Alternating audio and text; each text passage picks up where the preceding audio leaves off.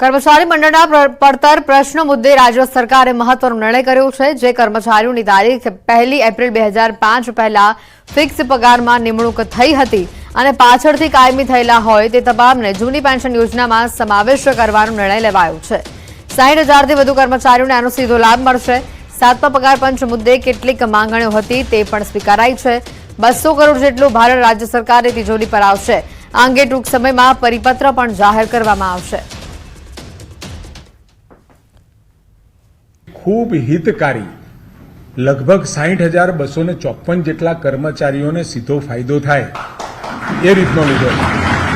1/4/2005 પહેલા જે ફિક્સ કર્મચારી તરીકે જેમની નિમણૂક થઈ હતી અને જેઓ પાછળથી એ કાયમી થયા હતા એવા તમામ કર્મચારીઓને ઓપીએસનો લાભ આપવાનો નિર્ણય કર્યો છે।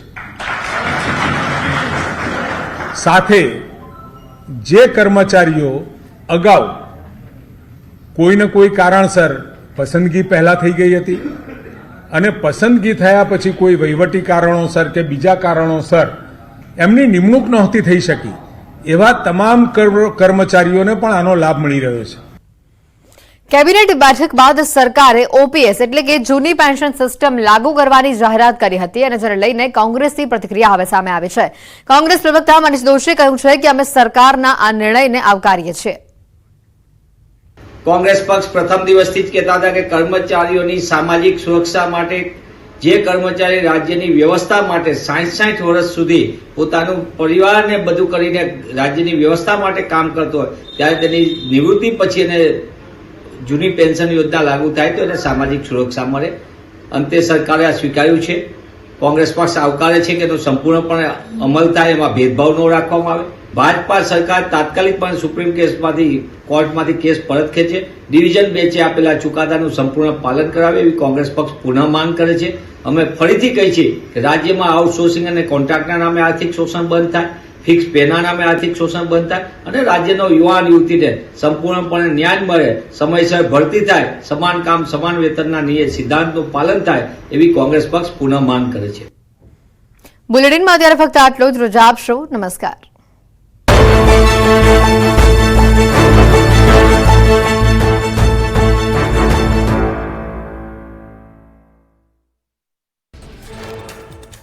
મોરબીમાં રિક્ષા જોખમી સવારીનો વિડીયો વાયરલ। રિક્ષામાં કેપેસિટી કરતા વધુ મુસાફરો ભરાયા હતા। વાયરલ વિડીયોને ન્યૂઝ 18 નથી કરતું પોસ્ટે। માઉન્ટ આબુમાં રીંછના ટોળાનો વિડીયો થયો વાયરલ। અર્બુદા માતાજીના મંદિરમાં આરતી સમયે રીંછ મંદિર નજીક આવતા હોવાનું યાત્રિકોનું નિવેદન। રીંછને જોઈને લોકોએ વિડીયો શૂટ કરવા કરી પડાપડી। બિહારના ભાગલપુરમાં ગંગા નદીથી ધોવાણ યથાવત। કિનારા વિસ્તારમાં આવેલું મકાન ધરાશાય થયું। પાકા મકાને નદીમાં જળ સમાધિ લેતા સ્થાનિકોમાં ભયનો માહોલ। વિડીયો સોશિયલ મીડિયામાં વાયરલ થયો। બિહારના મુઝફ્ફરપુરમાં ભારતીય વાયુસેનાના હેલિકોપ્ટરથી પાણીમાં થઈ લેન્ડિંગ। ખામી સર્જાતા જવાનોએ પાણીમાં ઇમરજન્સી લેન્ડિંગ કરી। એસડીઆરએફની ટીમે જવાનોનો આબાદ બચાવ કર્યો। વિડીયો થયો વાયરલ। જૂનાગઢના માણાવદરમાં ચડ્ડી બનિયાનધારી ગેંગ ત્રાટકી। સ્વામિનારાયણ મંદિરમાં ટોળકીએ ચોરીને અંજામ આપ્યો। મંદિરનું તાળું તોડી દાનપેટી ઉઠાવી જતા તસ્કરો સીસીટીવીમાં કેદ। પોલીસે સીસીટીવીના આધારે તપાસ હાથ ધરી। જૂનાગઢના માણાવદરમાં ત્રાટક્યા તસ્કરો। એગ્રોની દુકાનમાં કરી ચોરી। ₹55,000ની ચોરી કરી ટોળકી ફરાર। માણાવદર પોલીસે સીસીટીવીના આધારે તપાસ હાથ ધરી। મુંબઈમાં ચેમ્બુરની દુકાનમાં આગ ફાટી નીકળી। વિકરાળ આગમાં 7 લોકોનું ભડતું। ફાયર વિભાગની ટીમો પહોંચી ઘટના સ્થળે। ભારે જહેમત બાદ આગ પર મેળવ્યો કાબુ। અમરેલીના સાવરકુંડલામાં સરદાર પટેલ સોસાયટીના રહેણાંક મકાનમાં ગટરના પાણી ભરાયા। નગરપાલિકાના પાપે સ્થાનિકો હાલાકી ભોગવવા મજબૂર બન્યા। સમસ્યાને લઈને પાલિકાને અનેકવાર રજૂઆત કરવા છતાં કોઈ નિરાકરણ આવ્યું ન હોવાનો આરોપ। આણંદના સીમારસડામાં ગામમાં રસ્તાને લઈને વિવાદ। ઇન્દિરા કોલોનીથી ગામને જોડતા રસ્તા પર ખેડૂતોએ જમીન પર માલિકીનો દાવો કર્યો। રસ્તા પર માટી નાખી રસ્તો બંધ કરી દેવાતા લોકો 3 કિલોમીટરનો ફેરો કરવા મજબૂર। કાર્યવાહી કરવામાં ગાંધીનગરમાં ફરી વળ્યું દાદાનું બુલડોઝર। ગેરકાયદેસર દબાણો સામે કડક કાર્યવાહી હાથ ધરાઈ। અડાલજ ત્રિમંદિર સામે આવેલા તમામ ગેરકાયદેસર દબાણો દૂર કરાયા। કડક કાર્યવાહીથી દબાણ કરનારાઓમાં ફફડાટ। સુરતના જર્જરિત માન દરવાજા ટેનામેન્ટનો રીડેવલપમેન્ટ પ્રોજેક્ટ મામલે કાયદાકીય લડાઈ। પાલિકા અને આંબેડકર શોપિંગ સેન્ટરના દુકાનદારો વચ્ચે કાયદાકીય લડાઈ। 1300થી વધુ રહીશોની મહારેલી યોજવાની તૈયારી। સોમનાથથી ભીડિયા સર્કલ સુધીનો રસ્તો ચાલુ કરવામાં આવ્યો. ડિમોલિશન બાદ રસ્તો 7 દિવસથી રહ્યો હતો બંધ. રસ્તો ખુલ્લો મુકાતા રાહદારીઓ રાહત અનુભવી વેરાવળ જવા માટે ફરીને વાહન ચાલકોને લગાડવો પડ્યો હતો ચકવારો. યાત્રાધામ બહુચરાજીમાં આવેલી અય્યર રેસ્ટોરન્ટમાં ફૂડ વિભાગે કર્યું ચેકિંગ. ગ્રેવી, સડેલા બટાકા, બટરના અખાદ્ય જથ્થાનો નાશ કરાયો. તેલ અને અન્ય સામગ્રીના સેમ્પલ પણ લેવાયા. સ્વચ્છતાનો ભાવ જણાતા રેસ્ટોરન્ટ બંધ રાખવા આદેશ. ભાવનગરમાં ન્યૂઝ 18ના અહેવાલ બાદ તંત્ર થયું દોડતું. સિહોરના વરલ ગામમાં તૂટેલા તળાવનું તંત્રએ સમારકામ કર્યું. તળાવમાં વર્ષો બાદ પાણી ભરાતા ખેડૂતોએ ન્યૂઝ 18નો આભાર વ્યક્ત કર્યો. ગાંધીનગરમાં રાજ્ય કેબિનેટની બેઠક પૂર્ણ. 7 થી 15 ઓક્ટોબર વિકાસ સપ્તાહની ઉજવણી થશે. આવતીકાલે વિકસિત ભારતની પ્રતિજ્ઞા લેવાશે. સીએમ ભૂપેન્દ્ર પટેલ સહિત મંત્રીમંડળ પ્રતિજ્ઞા લેશે. પેન્શન ધારકોને લઈને સરકારનો મોટો નિર્ણય. એપ્રિલ મોરબીમાં રિક્ષા જોખમી સવારીનો વિડીયો વાયરલ. રિક્ષામાં કેપેસિટી કરતા વધુ મુસાફરો ભરાયા હતા. વાયરલ વિડીયોને ન્યૂઝ 18 નથી કરતું પોસ્ટે.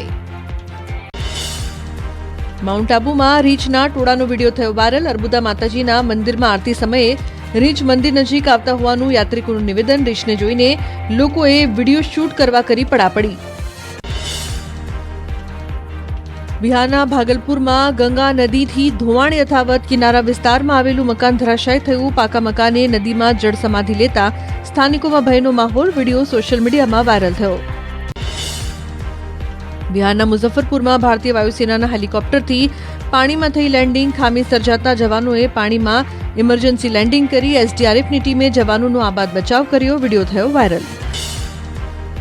જૂનાગઢના માણાવદરમાં ચડ્ડી બનિયાનધારી ગેંગ ત્રાટકી. સ્વામિનારાયણ મંદિરમાં ટોળકીએ ચોરીને અંજામ આપ્યો. મંદિરનું તાળું તોડી દાનપેટી ઉઠાવી જતા તસ્કરો સીસીટીવીમાં કેદ. પોલીસે સીસીટીવીના આધારે તપાસ હાથ ધરી. જૂનાગઢના માણાવદરમાં ત્રાટક્યા તસ્કરો. એગ્રોની દુકાનમાં કરી ચોરી. ₹55,000ની ચોરી કરી ટોળકી ફરાર. માણાવદર પોલીસે સીસીટીવીના આધારે તપાસ હાથ ધરી. મુંબઈમાં ચેમ્બુરની દુકાનમાં આગ ફાટી નીકળી. વિકરાળ આગમાં 7 લોકોનું ભડતું. ફાયર વિભાગની ટીમો પહોંચી ઘટના સ્થળે. ભારે જહેમત બાદ આગ પર મેળવ્યો કાબુ. વલસાડ જિલ્લાના વાતાવરણમાં પલટો. વાપી, ધરમપુરમાં જામ્યો વરસાદી માહોલ. નવરાત્રી દરમિયાન વરસાદ પડતા ખેલૈયાઓમાં ચિંતા પ્રસરી. ઓડિશાના ભુવનેશ્વરમાં ધોધમાર વરસાદ. કાળા ડિબાંગ વાદળો વચ્ચે વરસાદે બોલાવી ધડબડાટી. સૈનિક સ્કૂલના દ્રશ્યો સામે આવ્યા. બિહારના મુઝફ્ફરપુરમાં પૂરના પાણીથી હાહાકાર. રહેણાંક વિસ્તારોમાં કેડસમાં પાણી ભરાયા. લોકો જીવના જોખમે અવરજવર કરતા નજરે પડ્યા. મુઝફ્ફરપુરના અનેક ગામોમાં જળબંબાકાર. ગામના ખેતરોમાં પાણી ભરાઈ જતા મહા મહેનતે તૈયાર કરેલો પાક નષ્ટ. લોકોના ઘરોમાં પાણી ભરાતા ઘરવખરી પલળી. બિહારના ભાગલપુરમાં ગંગા નદીના જળસ્તરમાં વધારો. નીચાણવાળા વિસ્તારના લોકો પરેશાન. લોકોની અવરજવર માટે પડી રહી છે હાલાકી. બિહારના મોતીહારીમાં આવેલા પૂરના કારણે કેટલાય લોકોના ઘર તણાયા. પૂરના પાણી વચ્ચે લોકોને ભોજન માટે મારવા પડે છે વલખા. તંત્ર દ્વારા યોગ્ય સહાય ન પહોંચતા લોકો મુશ્કેલીમાં. બિહારના દરભંગામાં આવેલા પૂરના કારણે અત્યાર સુધીમાં 5 લોકોના મોત. એક વ્યક્તિ હજુ સુધી લાપતા. એનડીઆરએફની ટીમો કરી રહી છે શોધખોળ. તમિલનાડુના રામેશ્વરમાં આવ્યો વાતાવરણમાં પલટો. રામેશ્વરમમાં વરસ્યો ધોધમાર વરસાદ. રસ્તાઓ